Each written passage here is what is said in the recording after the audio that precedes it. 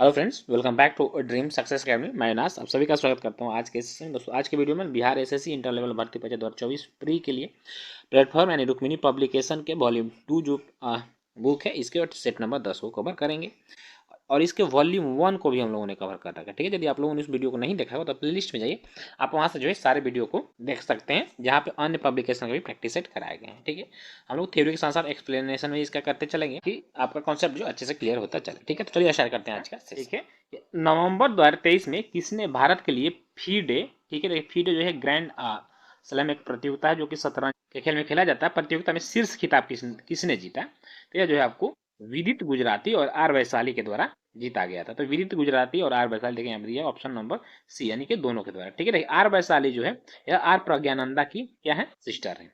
Next question है कि हाल ही में भारतीय फिल्म एवं टेलीविजन संस्थान के अध्यक्ष किसे नियुक्त किया गया है। यह आपको आर माधवन बने हैं। कौन? आर माधवन बने हैं। ठीक है, यदि यहीं पे आपको केंद्रीय फिल्म प्रमाणन बोर्ड के अध्यक्ष पूछता तो फिर आपका प्रसून जोशी हो जाएगा।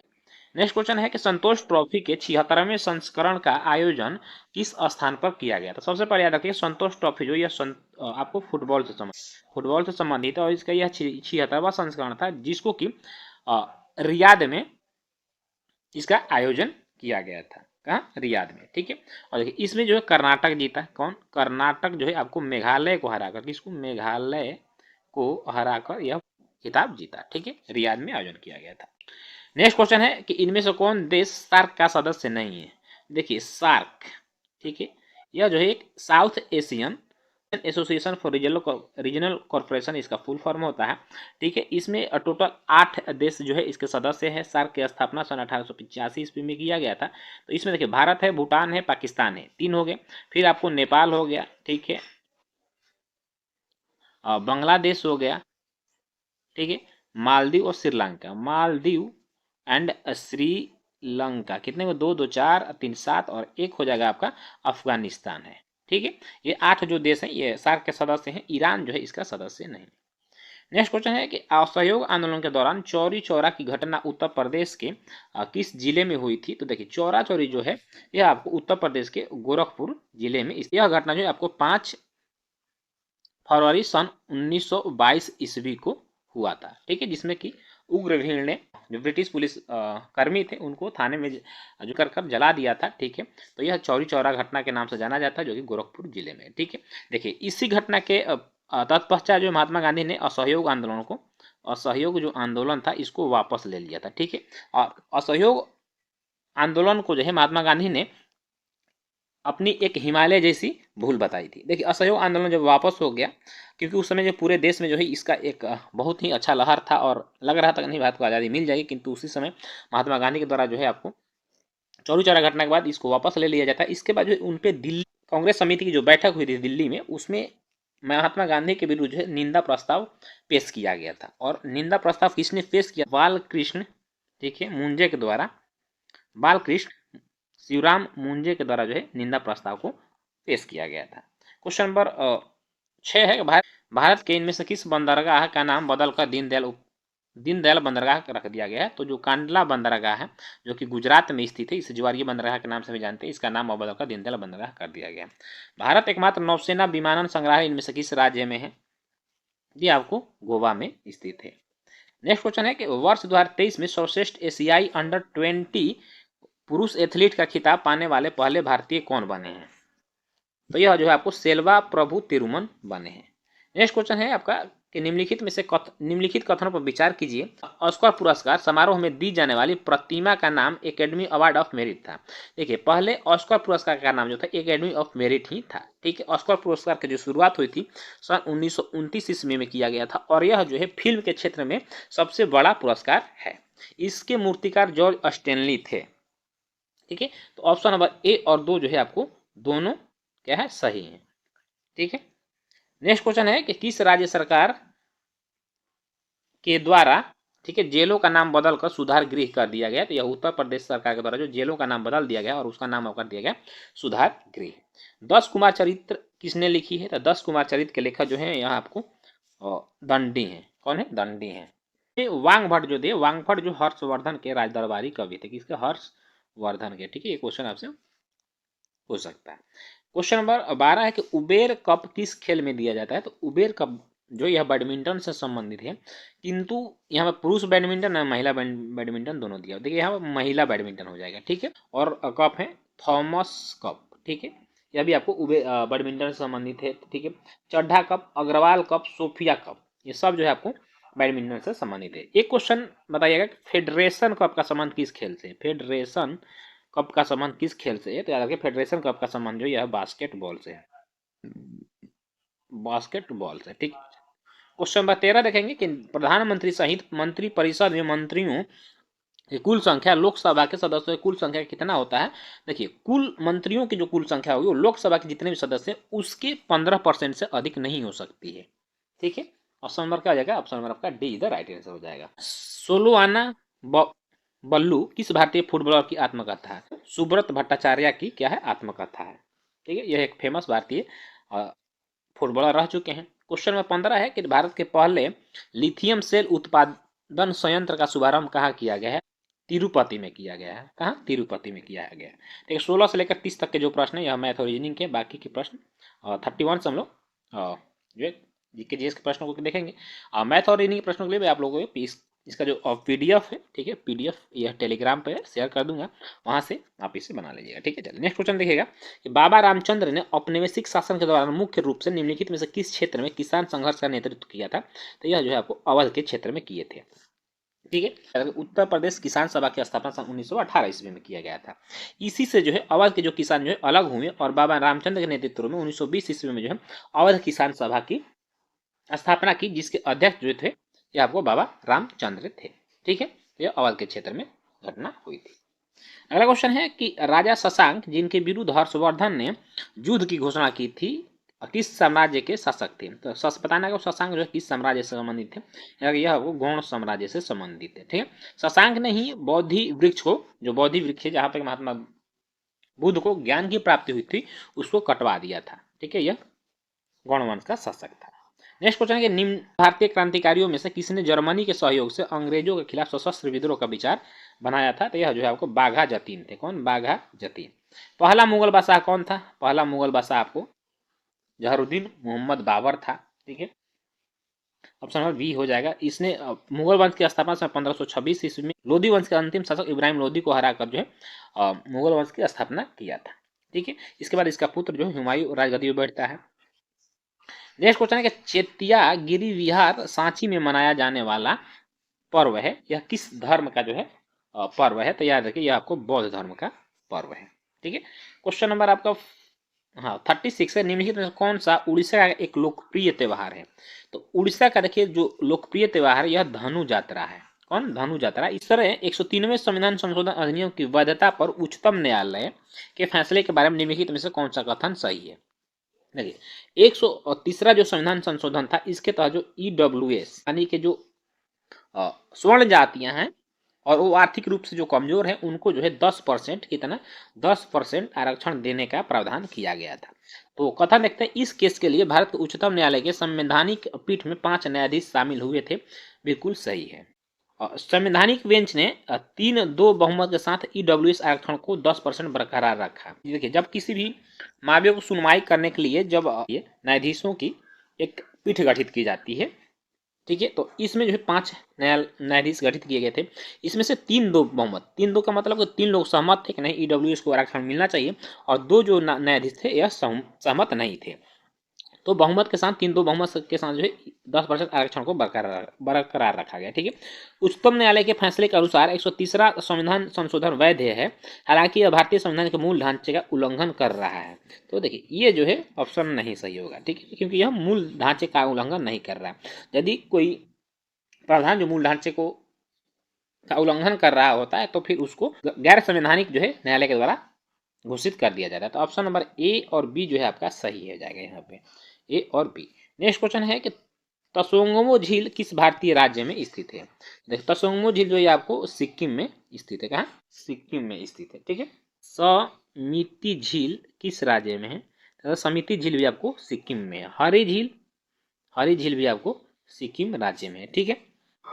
चलिए आगे देखेंगे कि इंपीरियल बैंक ऑफ इंडिया के राज्य के स्वामित्व में पारित होने के बाद भारतीय स्टेट बैंक की स्थापना किस वर्ष की गई थी? SBI जो था इसका पहले नाम था इंपीरियल बैंक ऑफ इंडिया। इसका राष्ट्रीयकरण 1955 ईस्वी में करके इसका नाम बदल कर दिया गया स्टेट बैंक ऑफ इंडिया 1955 ईस्वी में। ठीक है। क्वेश्चन 40 भारत की पंचवर्षीय योजनाएं डैश प्रचलित योजनाओं के आधार पर तैयार की गई केंद्रीयकृत आर्थिक और सामाजिक विकास कार्यक्रम थी। तो जो पंचवर्षीय योजनाएं है ये किस देश की के आधार पर जो है तैयार किया गया था? तो यह USSR यानी सोवियत संघ रूस के जो है योजनाओं के आधार पर जो है इसे आजाद हिंद फौज, जिसे हम इंडियन नेशनल आर्मी का के नाम से जानते हैं, का गठन कब हुआ था? तो आजाद हिंद फौज का गठन जो सन 1942 ईस्वी में, ठीक है, रास बिहारी बोस के प्रेरणा से किसने किया था? कैप्टन, याद रखिए, कैप्टन मोहन सिंह के द्वारा किया गया था। कैप्टन मोहन सिंह के द्वारा किया गया था, याद रखिएगा। आजाद हिंद फौज का गठन जो कैप्टन मोहन सिंह के द्वारा किया गया था। ठीक है। कभी कभी आप कंफ्यूज हो जाएगा, इसका जो स्थापना है सुभाष चंद्र बोस के द्वारा किया गया था, तो यह गलत हो जाएगा। सुभाष चंद्र बोस ने आजाद हिंद फौज का गठन नहीं किया था। ठीक है। 1943 ईस्वी में जब सुभाष चंद्र बोस सिंगापुर पहुंचे थे, तो फिर इनकी जो है नेतृत्व क्षमता को देखते हुए रास बिहारी बोस के द्वारा जो है INA का क्या क्या प्रमुख कमांडर नियुक्त कर दिया जाता है। 1943 में आजाद हिंद सरकार की स्थापना जो है सुभाष चंद्र बोस के द्वारा जो है किया गया था। इसे जरूर याद रखिएगा। ठीक है। चलिए क्वेश्चन नंबर 42 के पूर्ण स्वराज्य की प्राप्ति की घोषणा भारतीय राष्ट्रीय कांग्रेस ने कब की थी? तो पूर्ण स्वराज्य की प्राप्ति की घोषणा लाहौर अधिवेशन में सन 1929 ईस्वी में किया गया था। ठीक है। किसके द्वारा? जवाहरलाल नेहरू के द्वारा। ठीक है। इन्होंने ही रावी नदी के तट पर 31 दिसंबर, ठीक है, 1929 ईस्वी को झंडा फहराकर यह घोषणा की कि प्रत्येक जो है 26 जनवरी को, प्रत्येक वर्ष 26 जनवरी को भारतीय जो है अपना स्वतंत्रता दिवस मनाएंगे। देखिए 26 जनवरी को भारतीय जो है स्वतंत्रता दिवस मनाने लगे थे और 1947 ईस्वी तक मनाए। ठीक। किंतु हमारा देश जो है 15 अगस्त को आज़ाद हुआ था। तो अब भाई ये किया गया कि इतनों दिनों से जो प्रथा चली आ रही है 26 जनवरी को हम स्वतंत्रता दिवस के रूप में मनाते हैं, तो आखिर इस दिन को हम कैसे फिर भूल सकते हैं? क्योंकि अब तो हम 15 अगस्त को स्वतंत्रता दिवस मनाएंगे। तो फिर जो है आपको 26 जनवरी को जो है अपना 26 जनवरी 1950 ईस्वी को संविधान को लागू किया गया और इस डेट को याद करने के लिए इसे हम गणतंत्र दिवस के रूप में मनाते हैं। ठीक है। चलिए नेक्स्ट क्वेश्चन है कि तथाकथित कुशासन आधार पर गवर्नर जनरल ने मैसूर राज्य के प्रशासन को ले लिया था। कुशासन के आधार पर जो है मैसूर राज्य को लॉर्ड विलियम बेंटिंग ने अपने ब्रिटिश साम्राज्य में मिला लिया था। देखिए सबसे पहले अवध को कुशासन के आधार पर लॉर्ड डलहौजी के द्वारा, किसके द्वारा? लॉर्ड डलहौजी के द्वारा, ठीक है, 1856 ईस्वी में ब्रिटिश साम्राज्य में मिलाया गया था। क्योंकि डॉक्ट्रिन ऑफ लैप्स यानी कि हड़प की नीति जो है यह लॉर्ड डलहौजी के द्वारा ही लाया गया था। ठीक है। किंतु मैसूर कह रहा है तो मैसूर को जो है आपको विलियम बेंटिंग के द्वारा मिलाया गया था।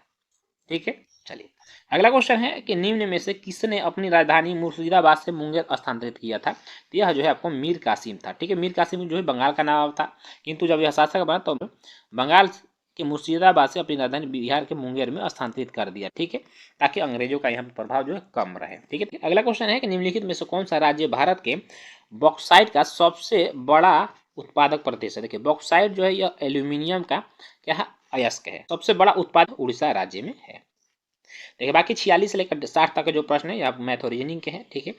आगे के 61 देखेंगे। क्वेश्चन 61 है कि निम्न में से किस देश के संविधान से भारतीय संविधान में विधि द्वारा स्थापित प्रक्रिया को अपनाया गया? देखिए विधि द्वारा स्थापित प्रक्रिया जो है यह जापान के संविधान से लिया गया है, जबकि वहीं पे सिर्फ विधि का शासन कह देता आपको तो फिर ब्रिटेन का संविधान हो जाता। संघीय व्यवस्था कह दे तो फिर कनाडा के संविधान से संघीय व्यवस्था लिया गया। ठीक है। राज्यपालों की नियुक्ति यह भी कनाडा के संविधान से लिया गया। मूल अधिकार जो है यह आपको अमेरिका के संविधान से लिया गया है तथा राष्ट्रपति पर महाभियोग लगाने की प्रक्रिया भी आपको अमेरिका के संविधान से लिया गया। देखिए ये जो प्रश्न है ना कि कौन सा स्रोत किस देश के संविधान से लिया गया है, काफी इंपॉर्टेंट है। ठीक है। तो आप इसे जरूर एक बार याद कर लीजिएगा। ठीक है। संयुक्त अधिवेशन ऑस्ट्रेलिया के संविधान से लिया गया, ये सब याद रखिए। क्वेश्चन नंबर 62 है कि निम्न में से किस अनुच्छेद के तहत भारत में कहीं भी सैन्य शासन को लागू किया जा सकता है?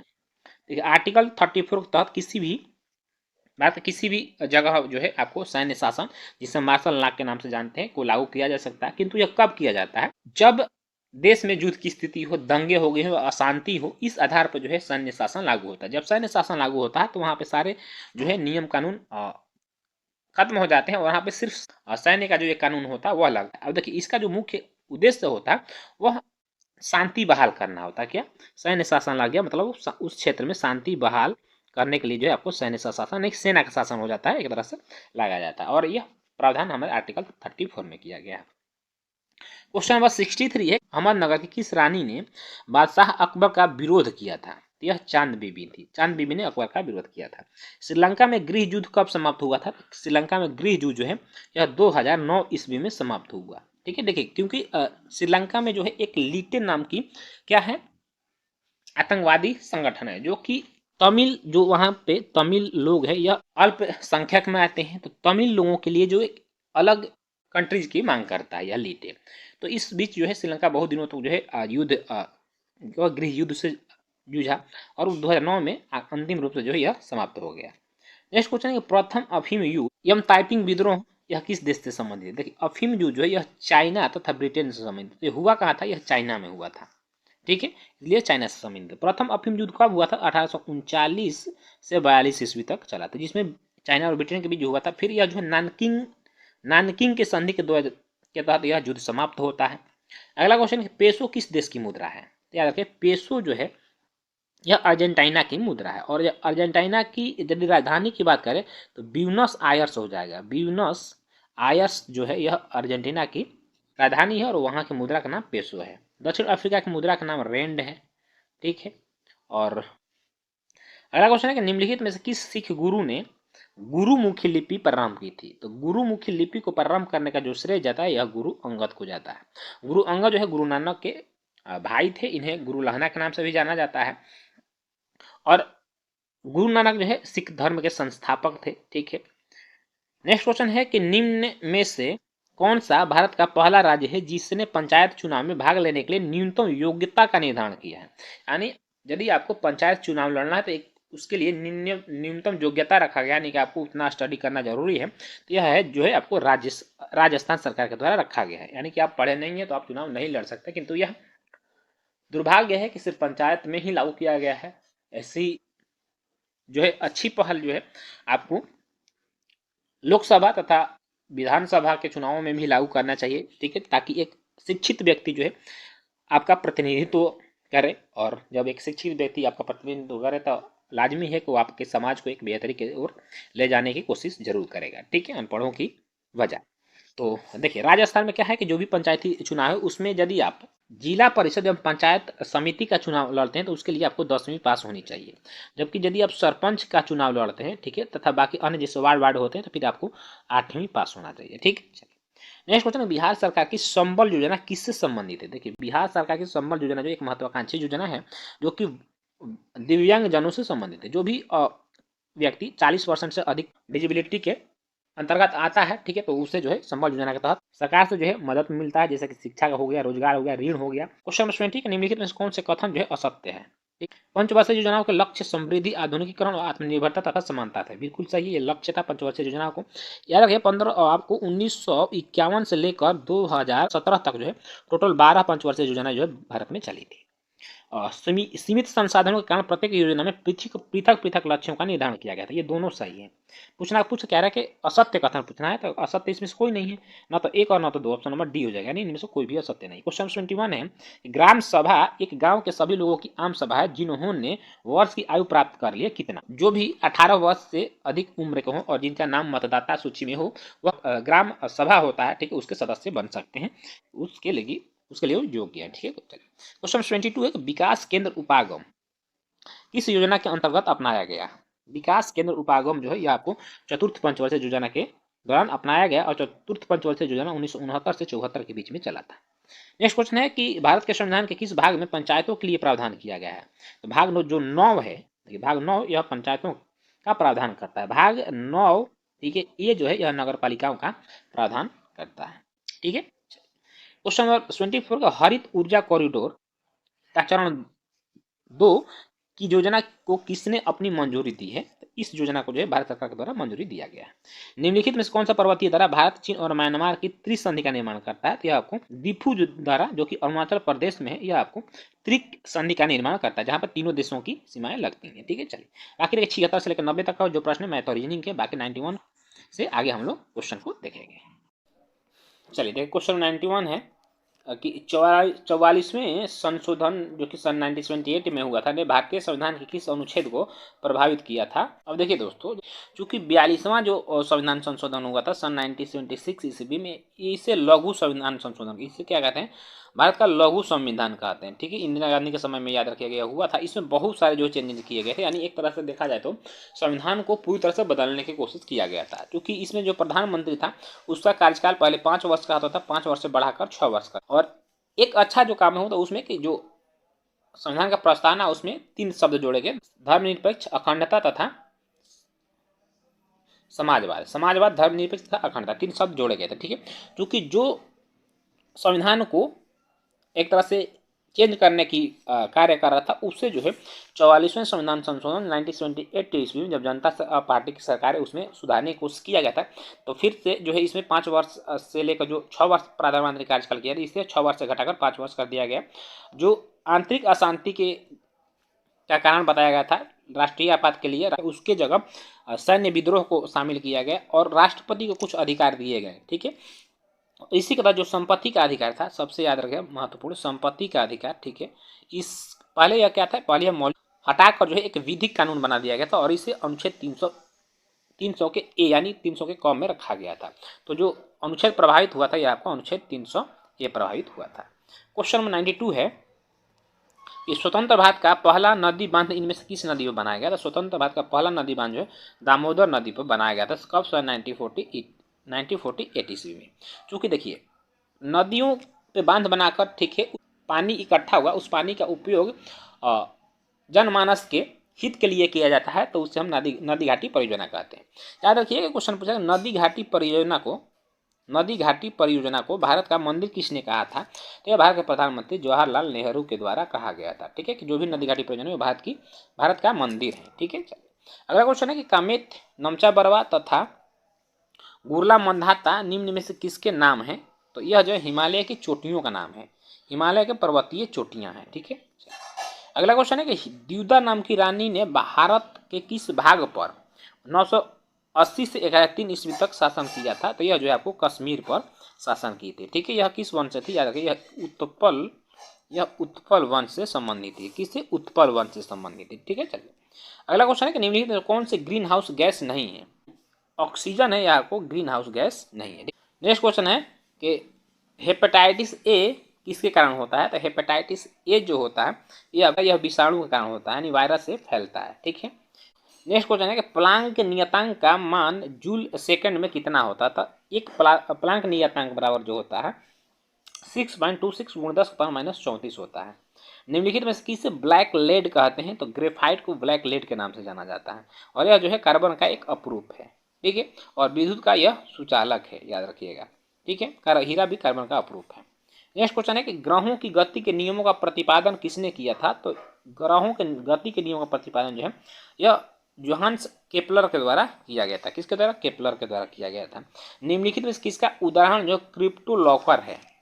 तो क्रिप्टोलॉकर जो है एक रैंसमवेयर है। अगला क्वेश्चन है 103 नंबर, विद्युत शक्ति के मात्रक को इस प्रकार भी व्यक्त किया जा सकता है। तो विद्युत शक्ति का एसआई मात्रक पूछ रहा है कि इसको किस तरह से भी और आप व्यक्त कर सकते हैं। तो इसे जो वोल्ट एम्पियर के रूप में भी व्यक्त कर सकते हैं। ठीक है, बीमारी के दौरान पोषण देखभाल कार्यकलापों का एक संगठित समूह है जिसमें निम्नलिखित में किसके अलावा अन्य सभी शामिल हैं। इसमें देखिए पोषण संबंधी समस्या को निदान बीमारी में होता है। पोषण संबंधी समस्याओं को पूरा करने के लिए पोषण हस्तक्षेप की योजना बनाना, प्राथमिकता देना होता है, पोषण की स्थिति का आकलन करना। सही है। मनोवैज्ञानिक तनाव आकलन, देखिए जब कभी बीमारी होता है तो उसमें मनोवैज्ञानिक का तनाव का आकलन करना शामिल नहीं है। ठीक है, ऑप्शन नंबर डी सही आंसर हो जाएगा।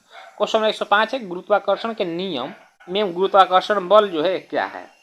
तो गुरुत्वाकर्षण बल जो है द्रव्यमान के रखने वाले किन्हीं दो पिंडों के बीच होता है, यानी कि वैसे पिंड जो कुछ अपने अंदर भार रखते हैं उनके बीच जो है ये गुरुत्वाकर्षण बल लगता है। ठीक है, देखिए गुरुत्वाकर्षण बल जो है यह सबसे कमजोर बल है। क्या?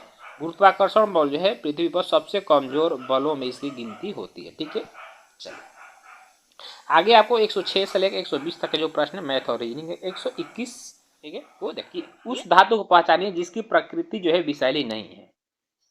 ये सोना जो है इसकी प्रकृति जो है विषैली नहीं होती है। निम्नलिखित में से कौन सा व्यक्ति के स्वास्थ्य के लिए प्रमुख नहीं है? एक स्वस्थ स्थान में रहना प्रमुख है, अच्छी आर्थिक स्थिति, सामाजिक संबंध तथा मेलजोल की भावना, एक बड़े और सुसज्जित भवन में रहना। ठीक है, अच्छी आर्थिक स्थिति होनी चाहिए, ठीक है, ताकि व्यक्ति व्यक्ति जो है अपनी जो भी जरूरतें हैं उसको पूरा कर सके। सामाजिक समानता तथा मेलजोल होना चाहिए। एक बड़े और सुसज्जित भवन में रहना, यह कहीं ना कहीं आप बड़े और सुसज्जित भवन में रहते हैं और आपका जो है दिनचर्या अच्छा नहीं है, मतलब कि आप संतुलित आहार नहीं करते हैं, पेयजल अच्छा नहीं पीते हैं, स्वच्छ वातावरण में नहीं रहते हैं, तो यह जो है एक बड़ा कारण जो है नहीं हो सकता है। Option number D the right answer हो जाएगा। ठीक है, चलिए अगला क्वेश्चन है कि किसी पात्र में एक दाब तथा ताप पर दो गैस से ए तथा बी के समान आयतन के प्रसारण के समय 4:1 अनुपात में है, तो गैस ए तथा बी के अणुभार परस्पर अनुपात निम्नलिखित में से क्या होगा? यह 1:16 हो जाएगा। ठीक है, चलिए अगला क्वेश्चन है कि 1845 ईस्वी में जर्मन रसायनज्ञ ने 2 कार्बन परमाणुओं वाले एक प्राकृतिक उत्पादक एसिटिक अम्ल के संश्लेषण के लिए एक विधि प्रकाशित की थी। तो उस विधि का नाम आपको बताना है। उस विधि को क्या कहा जाता है? उस विधि को हर्मन कोल्बे विधि के नाम से जाना जाता है। नेक्स्ट क्वेश्चन है, सही कथन की पहचान कीजिए। ठीक है, तो न्यूटन जो है बल का मात्रक है, ये बिल्कुल सही है। ठीक है, जूल शक्ति का मात्रक है, नहीं कार्य का, जूल जो है कार्य का मात्रक है। ठीक है, क्वेश्चन है कि वायुमंडल में तणित द्वारा किस किस गैस का स्थिरीकरण हो सकता है? तो इसमें नाइट्रोजन का जो स्थिरीकरण होता है, इसका नाइट्रोजन का, और इसका स्थिरीकरण कौन करता है? तो राइजोबियम जीवाणु करते हैं। ठीक है, क्वेश्चन 121 है, निम्नलिखित में से कौन सा कथन जो है सही नहीं है? देखिए, इथेनॉल कमरे के तापमान पर तरल होता है, बिल्कुल सही है। इथेनॉल मतलब क्या समझते हैं आप? इथेनॉल मतलब अल्कोहल होता है। क्या? अल्कोहल, अल्कोहल यानी कि शराब। ठीक है, इथेनॉल को सामान्यतः एल्कोहल कहते हैं। ठीक है, यहाँ देखिए लिखा हुआ है, इथेनॉल अक्सर आयोडीन में भी इस्तेमाल किया जाता है, बिल्कुल सही है। और इथेनॉल पानी में घुलता नहीं है। तो देखिए, जब शराब है वो पानी में नहीं घुलता है, शराब को यदि आप पानी में डालिएगा तो वो घुल जाएगा। तो ये कथन जो है आपका सही नहीं है। गोबर गैस में कौन सा अवयव सर्वाधिक मात्रा में होता है? तो गोबर गैस में सबसे अधिक आपको क्या आता है? मीथेन होता है। मीथेन की जो परसेंटेज होता है 65 से 25% तक होता है। ठीक है, इसके साथ ही आपको इसमें कार्बन डाई ऑक्साइड भी होता है। ठीक है, और हाइड्रोजन सल्फाइड भी होता है।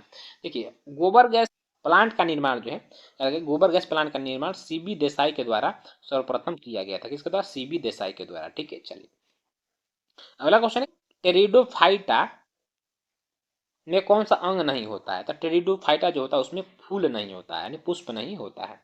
नेक्स्ट क्वेश्चन, सूर्योदय तथा सूर्यास्त के समय सूर्य का रंग जो है लाल दिखता है, क्यों? तो ऐसा क्योंकि बड़ी तरंगदैर्घ्य का प्रकाश कम प्रकीर्णित होना होता है। ठीक है, प्रकीर्णन के कारण जो है आपको सूर्यास्त तथा सूर्योदय के समय जो है सूर्य का रंग लाल दिखाई देता है, तो यह प्रकीर्णन के कारण होता है। नेक्स्ट क्वेश्चन है कि एक परितंत्र में ऊर्जा का प्रवाह सदैव क्या होता है? तो ऊर्जा का प्रवाह सदैव एक दिशीय होता है, यानी एक ही दिशा में होता है। ऑप्शन नंबर, एक बार ऊर्जा, ठीक है, अगले पोषी स्तर में प्रवाहित हो जाता है तो पुनः मान लीजिए कि ये उत्पादक है, हाँ, इसको बकरी खा गई। ठीक है, तो यदि एक बार ऊर्जा इस पौधे से इस बकरी में प्रवाहित हो गया, ठीक है, तो फिर यह जो वापस पौधे के पास नहीं जाएगा। ठीक है, और इस सिद्धांत को लिंडमैन ने दिया था, जिसे हम 10%, ठीक है, 10% नियम के अनुसार जानते हैं। ठीक है, क्वेश्चन 132 है, ब्रॉडबैंड एक उच्च क्षमता संचरण प्रौद्योगिकी का उपयोग किस कारण कर रही है? इससे क्या होता है? इससे जो आवृत्ति की व्यापक श्रेणी के कारण। उच्च विद्युत चालकता की यूनिट क्या है? तो विद्युत चालकता जो होता है इसका यूनिट महो होता है। क्या होता है? महो होता है। उस वर्ण का नाम बताइए जिसकी वजह से पौधे का रंग हरा होता है। यह क्लोरोफिल के कारण होगा। पौधों का रंग जो हरा क्लोरोफिल के कारण होता है। अगला क्वेश्चन है कि दो रासायनिक स्पीशीज एक्स तथा वाई आपस में संयुक्त होकर उत्पाद पी बनाते हैं, जिसमें दो एक्स तथा वाई दोनों उपस्थित होते हैं। ठीक है, तो संदर्भ में आपको सत्य कथन बताना है। ठीक, देखिए, तो पी एक यौगिक है, एक्स तथा वाई तत्व है, और पी एक निश्चित संगठन है। ऑप्शन नंबर डी आपका सही आंसर हो जाएगा। ठीक है, तो दोस्तों आज का सेशन जो हमारा यहीं समाप्त होता है। बाकी 136 के 150 के जो प्रश्न है ये मैथ और रीजनिंग के। ठीक, आज का सेशन जो है आपको कैसा लगा कमेंट करके आप जरूर बताइएगा। अच्छा लगा तो अपने दोस्तों में जरूर शेयर करिएगा, और चैनल पर यदि पहली बार हम चैनल को सब्सक्राइब करके बेल आइकन को जरूर प्रेस कर, और वीडियो को आप फुल देखिए। ठीक है, क्योंकि जब आप फुल देखिएगा तो आपको कम से कम जो है 75 प्रश्नों के साथ साथ 150 से 200 क्वेश्चन भी याद होंगे, जो एक्सप्लेन मैं करता हूँ। तो उसे आप जरूर गौर से सुनिए। तो फिर मिलेंगे इसके नेक्स्ट एपिसोड में, तब तक आप अवश्य को अच्छे से कंटिन्यू रखिए। जय हिंद, वंदे मातरम।